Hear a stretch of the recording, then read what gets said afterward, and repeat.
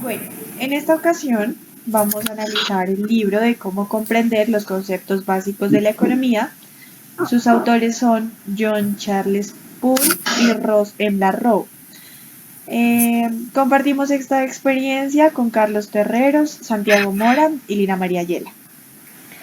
Para empezar, es importante resaltar que nos pareció un texto interesante porque mezcla la literatura con la economía, permitiéndonos disfrutar un relato contextualizando el encuentro de un estudiante que es ya profesional, Bob Smith, por sugerencia de su padre, quien fue alumno del maestro Marshall, motivándolo a ampliar sus saberes en la comprensión de los conceptos básicos de la economía y de lo que todo un gerente debe saber acerca de la economía. Tres áreas de las cuales se basa el libro y en las cuales se divide por capítulos es sobre las cuales los gerentes deben saber lo que es macroeconomía, microeconomía y economía internacional. Bueno, aquí es importante mencionar que la macroeconomía estudia lo que es el desempleo, la inflación y el nivel general de la actividad económica. La microeconomía estudia toda la economía que rodea a las empresas y la economía internacional tiene como objetivo el estudio de los movimientos económicos que se realiza en un país con relación al resto del mundo. Bueno, comenzamos con el primer capítulo que se titula Lo que todo gerente necesita saber acerca de la macroeconomía.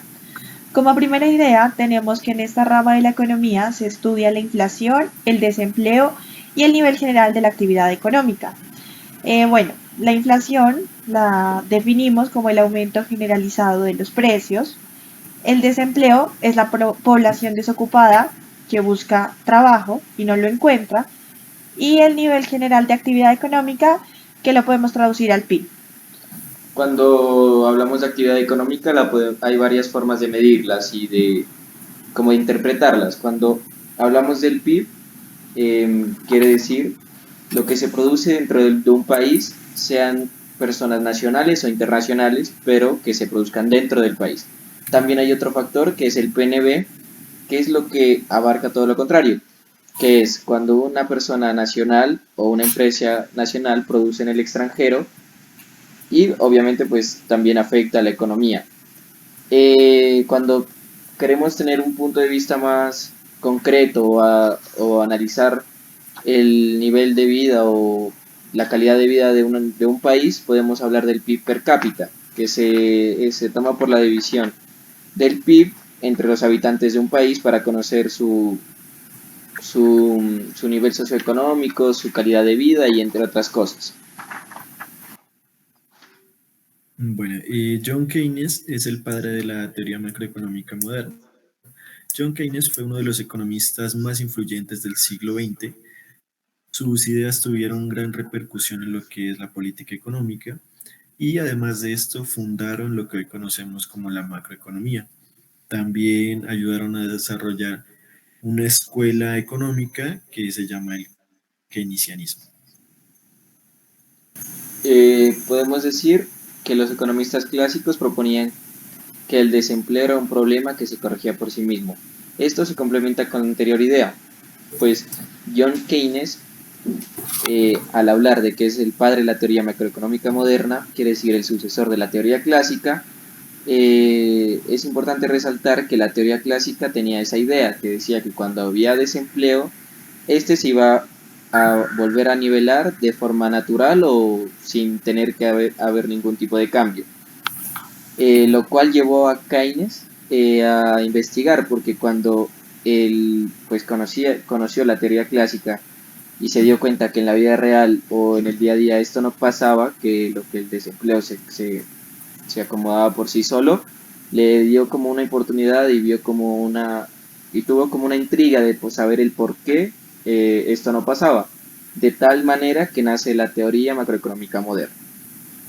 Bueno, para complementar, John Keynes planteó tres estrategias importantes en su nueva teoría. Una de ellas es la que una economía de mercado podría estar en equilibrio con el desempleo. Otra es que Él decía que el que existan altas tasas de desempleo es el reflejo de una demanda agregada insuficiente.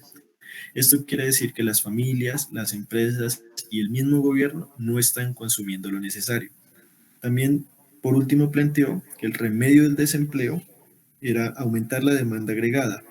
Para aumentar la demanda agregada es necesario que el gasto del gobierno se incremente. Bueno, también John Keynes se dio cuenta el problema del desempleo por lo que pasó en la crisis de 1930 y comprendió que los salarios no tienden a ser flexibles hacia abajo porque pues las personas están acostumbradas a un monto de dinero que no estarían dispuestos a cambiarlo, a disminuirlo por hacer la misma actividad. Es decir, que no estarían dispuestos a cobrar menos para trabajar lo mismo. Entonces, las empresas dejarían de tener empleados y esto desataría un gran problema económico que ya lo Que fue lo miraremos que más sucedió. adelante. Eso. También podemos hablar de que con esta frase que voy a nombrar aquí enseguida, podemos analizar muchas cosas. La frase es, abro comillas, los robots pueden hacer un automóvil, pero nunca comprar uno. Cuando hablamos de esto, podemos decir que sabemos que los robots y toda la tecnología está avanzando a pasos agigantados. Entonces, es muy fácil ver o es muy común ver ahora que hay máquinas reemplacen a los obreros, a las personas que tienen una mano de obra en una empresa o en algún lugar.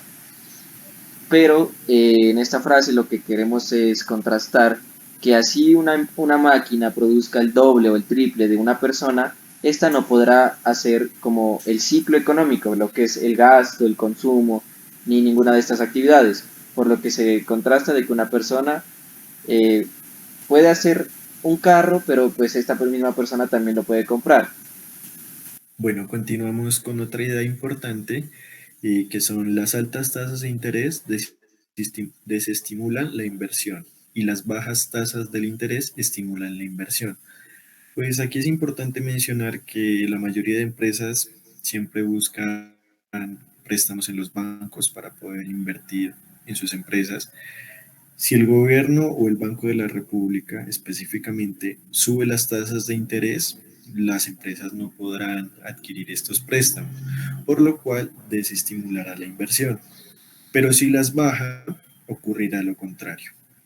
Bueno, continuamos con este gráfico que es un enfoque tipo bañera aplicado a la macroeconomía, el cual podemos analizar, eh, donde tenemos distintos factores que son los gastos del gobierno, los gastos de inversión, los impuestos y el ahorro.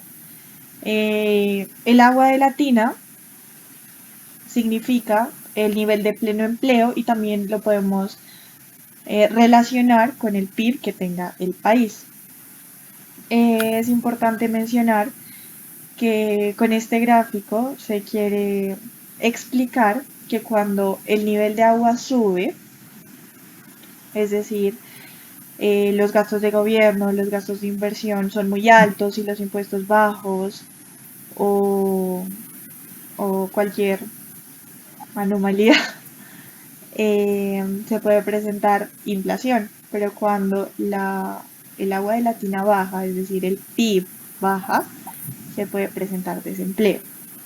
Una cosa importante a resaltar en este gráfico, que es como la parte más, no sé, que más lo podemos aterrizar de la teoría a como imaginarnos una cosa más en nuestro día a día, puede ser que hay dos, ¿cómo decirlo?, dos factores importantísimos en la macroeconomía, lo que es el sector público y el sector privado, que los podemos reflejar aquí del lado izquierdo el sector público y del lado derecho el sector privado. Cuando hablamos del agua de la bañera, como mi compañera lo dijo, estamos hablando del PIB o del nivel de producción, nivel de pleno empleo que hay en un país. Esto no es algo que si el agua está el agua está arriba o está al tope, quiere decir que esto tenga siempre consecuencias buenas. Pues cuando el agua está al tope o cuando el agua se desborda o es mucho mayor al nivel de pleno empleo, ocurrirá lo que es la inflación. Cuando el agua está muy por debajo, ocurrirá el desempleo, que es pues generará pobreza y generará muchas cosas. Cuando hablamos de gastos de gobierno, es una forma de inyectarle dinero a la economía. Entonces, este dinero, lo podemos representar como el agua. Cuando hay mucho dinero, el agua sube. Entonces, si de alguna forma necesitamos sacarla, pues, si no se desbordaría y habría inflación. Una forma de sacarla del lado público serían los impuestos. O sea, si hay mayor impuesto y pocos gastos del gobierno, el agua bajaría, que sería el PIB. Cuando hay muy poquitos impuestos y un gasto del gobierno muy alto, el agua subiría, que sería en este caso el PIB, pero generaría inflación. Asimismo, del otro lado. También es importante resaltar que cuando la actividad económica baja, es decir, no hay tanta inversión pública ni privada, hay muchos impuestos, se podría causar en la economía una recesión o una depresión. Bueno, y es también importante aquí decir en este ejemplo de la bañera que los gobiernos en la mayoría de países o en casi todos siempre deben buscar que el nivel del agua se mantenga ahí y pues esto generaría un nivel de pleno empleo.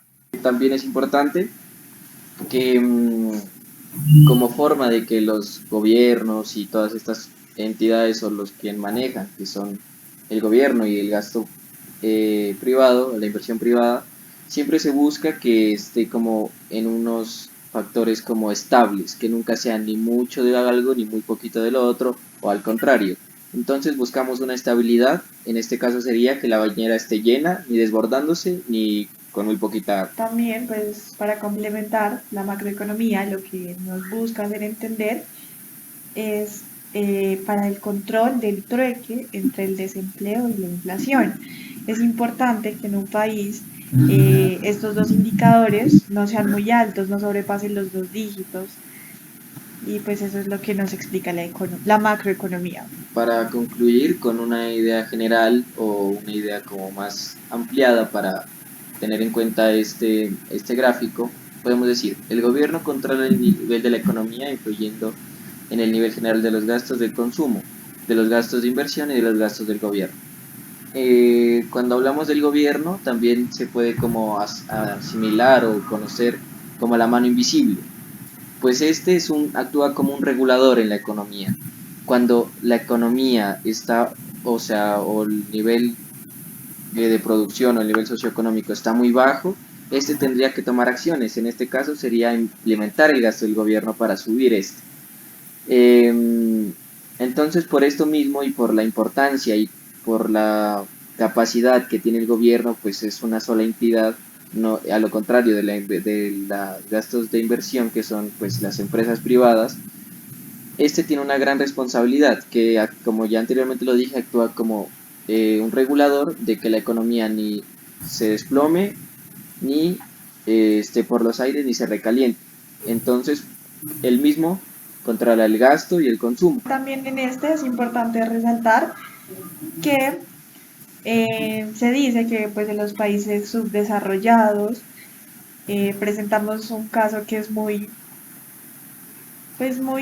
distinto y sin explicación, que es esta inflación, que es que tengamos los dígitos muy altos de desempleo y de inflación a la vez, cuando pues la teoría macroeconómica no lo explica de esa manera.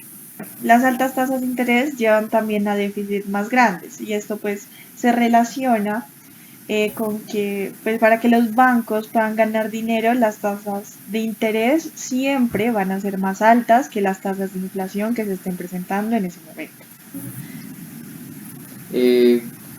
Cuando hablamos de esto, podemos tomarlo como un ejemplo algo más práctico, que es, por ejemplo, el banco presta dinero a alguien o le da un crédito a alguien cuando la inflación está en 10%. El plazo de la deuda o del préstamo que el banco le dio, pongámosle que sea un año. Al año ya no es el 10% de inflación, sino el 13%. Entonces, sabemos que cuando hay inflación, el poder adquisitivo, el valor de cada moneda disminuye, entonces el banco estaría perdiendo aproximadamente el 3% de pues, valor de su dinero, o sea, de su producto.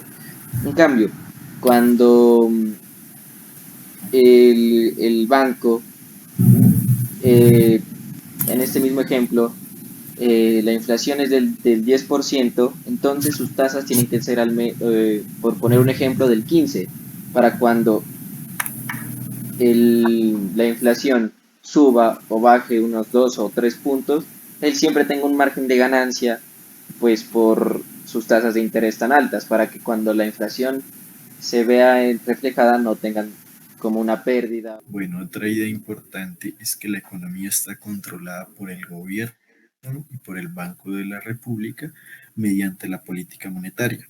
La política monetaria lo que busca es controlar y mantener la estabilidad económica. El Banco de la República regula las tasas de interés, además es una entidad privada e independiente al gobierno y es por esto que el gobierno no tiene ninguna influencia en esta entidad. Con esto podemos decir que pues el gobierno y el Banco de la República tienen que tener unos objetivos similares o por no decir los mismos. Pues sí, como estos son complementarios y se necesitan el uno al otro para poder estar en la economía o para poder existir, es importante de que de que los dos tengan unos objetivos similares, porque si no habría un desbalance, porque si el gobierno quiere, por un ejemplo, tener eh, impuestos altos y el Banco de la República quiere poner también tasas de intereses altas, entraríamos en una recesión o una depresión que pues sería incontrolable, pues las dos cosas importantes o los dos caminos importantes estarían yéndose para un lado totalmente contrario. Bueno, por otro lado encontramos la diferencia entre déficit y deuda. El déficit es la diferencia entre lo que gasta el gobierno y lo que recibe en un determinado año. Pero la deuda, por el contrario, es la acumulación de los déficits que no se han pagado durante los años anteriores. Complementando la idea, tenemos esta viñeta. Estos instrumentos dependen de los objetivos de la administración que esté en el poder. Continuando con esta viñeta, que es que los instrumentos dependen de los objetivos de la administración que esté en el poder. Los instrumentos son la política fiscal y la política monetaria, que deben ir de la mano para lograr los objetivos. Un ejemplo de esto podría ser algo como la importación y la exportación. Pues un ejemplo muy, no sé, interactivo podría ser, pongamos un ejemplo, somos un país que es líder en la producción de manzana y de muy buena calidad. Si necesitamos tener otro tipo de productos gracias a esta materia prima, puede que para algunos gobiernos o para algunas políticas fiscales sea la mejor opción exportar la materia prima e importar ya las cosas procesadas, por ejemplo el vinagre de manzana, o producirlo dentro del país, pues somos quienes tenemos la mejor manzana, suponiéndolo, en todo el mundo. Entonces esto tiene que ver mucho con los objetivos de cada gobierno, puede ser de izquierda, derecha, entonces es como algo muy relativo. Bueno, en el capítulo 2 encontramos lo que todo gerente necesita saber acerca de la microeconomía. Para empezar esto, hay una idea importante que se plantea aquí, que es lo que toda empresa busca es maximizar utilidades. Es decir, que las empresas siempre buscan un beneficio mayor a los costos que invierten para producir determinado producto. Bueno, en este segundo capítulo, para entender la microeconomía, se habla principalmente de la curva de oferta y de demanda. Las condiciones para que exista un mercado es la existencia de un número de compradores, que tienen una necesidad insatisfecha, que la denominamos demanda, y también la existencia de un grupo de productores y vendedores con productos que puedan satisfacer estas necesidades, lo que llamamos oferta. Estas dos curvas tienen una relación inversa. ¿Por qué? Porque en el eje Y tenemos el precio, en el eje X tenemos la cantidad. Entonces, la demanda se comporta de que a menor precio, mayor es la cantidad demandada. Los compradores pues comprarían más de ese producto. Y por la parte de los oferentes, la curva de oferta, si el precio sube, la cantidad demandada va a ser mayor. Entonces por eso tienen ese comportamiento y se cruzan en un punto, lo que se denomina el punto de equilibrio. Podemos seguir con un tema que es demasiado importante en este caso, que se llama elasticidad.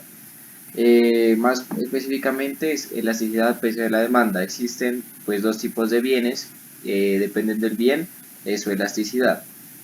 El bien elástico y el bien inelástico.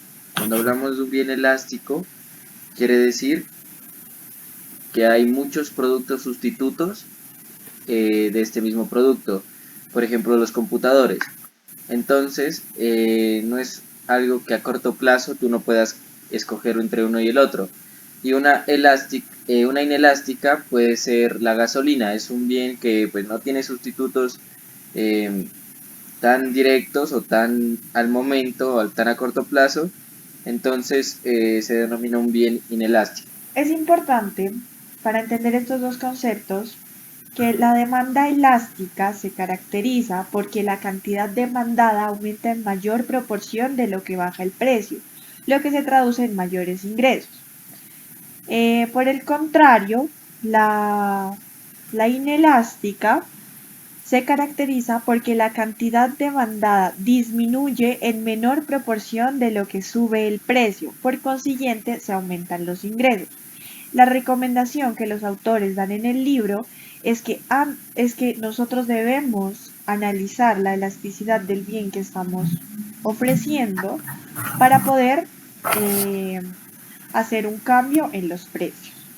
Para pues con estos, como en la primera diapositiva se nombró, el objetivo es llegar a tener una mayor utilidad o mayores ganancias de una empresa. Para, como mi compañero lo dijo, antes de modificar o cambiar el precio de algún producto o de algún bien, se necesita saber qué tan elástico es el cambio de su precio, qué tan inelástico es, para, dependiendo a esto, con las pues como reglas o leyes que ponen estos autores, poder lograr tener mayores ingresos y con un costo menor, que es como el punto de esta microeconomía. También en el tema de la elasticidad entran tres factores clave pues que determinan esta elasticidad del producto. El primero sería el porcentaje de ingreso que el consumidor gasta en determinado bien. El segundo sería la cantidad de productos sustitutos del bien y el tercero sería el tiempo. El tiempo se refiere que la demanda de algún producto será más elástica a largo plazo que a corto plazo, es decir, la elasticidad va aumentando con el tiempo.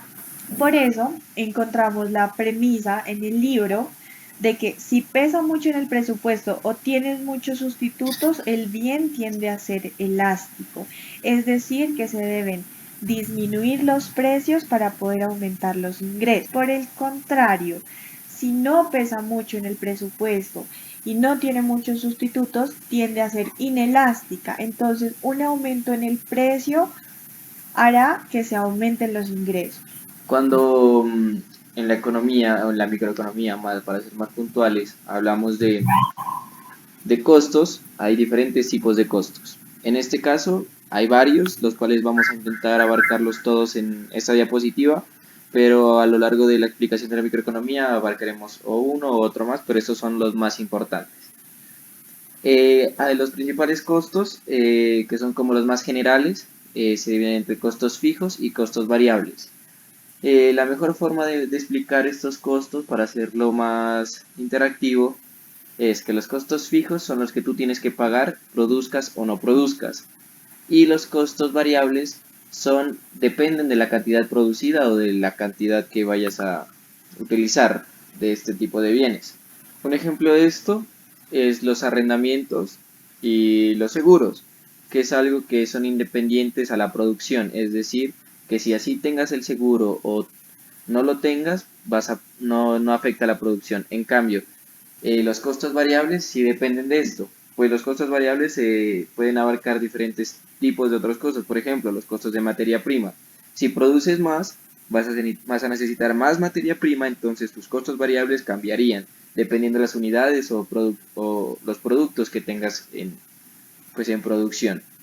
Eh, Eso sería lo más importante para los costos fijos y costos variables. Bueno, para continuar con los costos marginales, que también son importantes, estos representan el aumento de los costos de producción para elaboración de más unidades de un producto. Es decir, si la empresa, estos costos representan el costo que tendría aumentar la producción de un producto dentro de la empresa. Los costos explícitos e implícitos también son muy importantes y representan, pues primeramente los explícitos, son los gastos de bolsillo.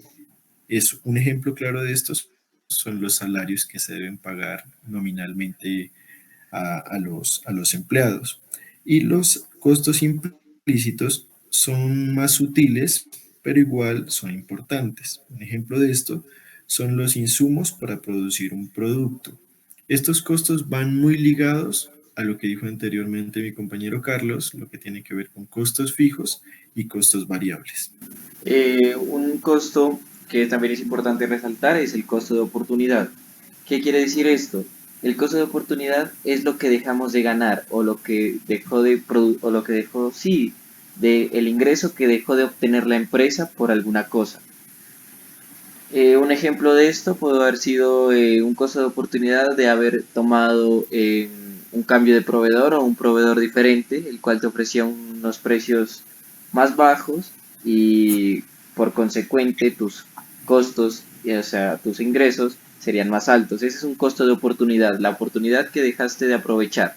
Eso es un costo de oportunidad.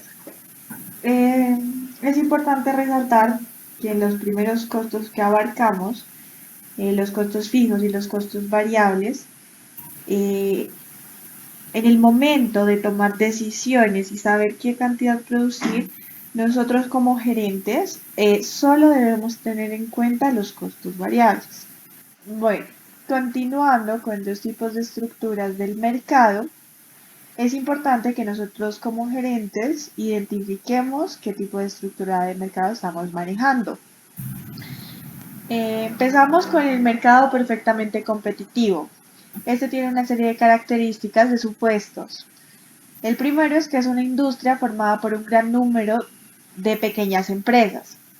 También es una industria formada por un gran número de competidores independientes. Cada empresa produce un producto idéntico y no hay barreras de entrada en esta estructura de mercado. Sin embargo, esta estructura no ocurre en la realidad y se denomina como el comportamiento de aceptar los precios. Bueno, continuamos con otra estructura que es importante, que es el monopolio. En el monopolio encontramos monopolio natural, que se refiere a que no existe competencia, dicha empresa puede abastecer al mercado a un costo menor y con una calidad mayor que si existiera competencia. Y también encontramos la industria monopolísticamente competitiva, que se refiere a que existen muchos vendedores de un producto similar, pero no homogéneos. Estos vendedores tienen cierto poder para influir sobre el precio de su producto. Es importante resaltar un ejemplo de monopolio natural, que son los sistemas de agua y alcantarillado en una ciudad. Cuando hablamos de oligopolio, eh, conocemos que es la situación de mercado donde el número de vendedores es reducido, pero controlan y acaparan casi la mayoría de las ventas del sector. O sea, es casi un monopolio, pero es más de una empresa la cual pues produce o satisface esa misma necesidad. Un ejemplo de esto podría ser las empresas que producen materias primas pues serían productos similares o muy idénticos, que serían en un mismo precio o en un mismo lugar, por lo cual serían empresas que sean pocas y que sean casi un monopolio. Otro ejemplo del oligopolio serían las empresas de automóviles, puesto que hay un número pequeño de estas empresas, pero hay bastantes demandantes. Y también hay barreras para entrar en esta industria de los automóviles. Finalmente, de este capítulo se concluye que el objetivo de las empresas es producir utilidades y el objetivo de los gerentes es hacer producir utilidades a la empresa, dependiendo de la elasticidad del precio de la demanda, costos fijos, costos variables, ingreso marginal y costo marginal. Por último, el tercer capítulo nos habla de lo que un cliente debe saber sobre la economía internacional. Para saber qué es la economía internacional, es la que tiene como el objeto el estudio de movimientos económicos que realiza un país en relación al resto del mundo. O sea, cómo se mira el país al cual vamos a analizar en contraste con los demás. Empezando con la teoría de la ventaja comparativa, dice que casi todos los economistas están de acuerdo en que el libre comercio entre países beneficia a todo el mundo. Si cada cual hace lo que pueda hacer con mayor eficiencia, entonces todos ganan. Por ende, cuando los países se especializan en lo que pueden producir con mayor eficiencia e intercambian esos productos por los que no pueden producir con eficiencia. Por ejemplo, en el caso de que Estados Unidos produce trigo y Colombia produce banano, el libre comercio permite intercambiarlos para que los dos países tengan los dos productos. Igualmente, surge un problema. Como todos los países quieren generar empleo, este es el objetivo central de todas las economías, lo hacen por medio de exportaciones, de consumo, de la inversión y de gastos del gobierno. Entonces, cada cual trata de exportar más que el otro. Entonces, ahí viene la pregunta que ¿qué pasa si exportamos más de lo importamos? ¿Cómo van a ser los otros países para pagarnos? Y por el otro lado, sería que si un país importa más de los que exporta, ¿cómo paga entonces? Para seguir con esto, tenemos que tener en cuenta algo que es muy importante, que es el acuerdo de Bretton Woods, lo cual denomina que determinó que el dólar sería la moneda base para todo tipo de transacciones pues en el mundo. Esto pues llevando su debido proceso. En un tiempo, cuando se necesitaba hacer una compra de un país a otro, se sabía que cuando el país comprador no podía pagarle al país vendedor la totalidad pues, del dinero que que ellos debían pagarle, recordando obviamente que no se pagaban en dólares sino en la moneda del país vendedor. Por ejemplo, si Colombia le vende a Estados Unidos, se tendría que pagar en pesos. El excedente de que si Estados Unidos no podría, en un caso hipotético, pagarnos a Colombia lo que nos debe por los productos exportados, se pagaría la diferencia en oro. Esto, después de un tiempo, se fue cambiando, pues Estados Unidos, y con este acuerdo de Bretton Woods, se dijo que el dólar sería el equivalente al oro, entonces se dejarían de hacer transacciones en oro, sino en dólares. Entonces, por tomar el mismo ejemplo, Estados Unidos nos paga a nosotros en dólares, nosotros recibimos los dólares, entonces sería el equivalente al oro, o sea que en cualquier momento podríamos cambiar los dólares por el oro. Pero eso dejó de funcionar hace mucho tiempo, entonces ahora simplemente el dólar es la moneda mundial para cualquier tipo de transacción. Entonces, recapitulando y tomando el mismo ejemplo, podemos decir que si Estados Unidos nos vende en dólares, nosotros tendremos que aceptar la moneda de Estados Unidos de una forma u otra. Y si nosotros vendemos, tendremos que cobrar en dólares, porque no podremos cobrar con nuestra misma moneda. Bueno, continuamos con las altas tasas de interés, desestimulan la inversión interna y hacen aumentar el valor del dólar. Esto incrementa las importaciones y disminuye las exportaciones, lo cual nos cuesta empleos, dice en el libro. Todo esto nos produce un déficit en la balanza de pagos, los cuales se financian con inversiones del exterior. Y para finalizar, es importante también mencionar una cosa que dice en el libro y es que en agosto de 1971 los Estados Unidos rescindieron su compromiso de cambiar dólares por oro, lo que mencionaba anteriormente Carlos. Esto produce el efecto neto de desmonetizar el oro y convertirlo en un bien como cualquier otro, con el que se comercia en el mercado y cuyo precio es determinado por la oferta y la demanda.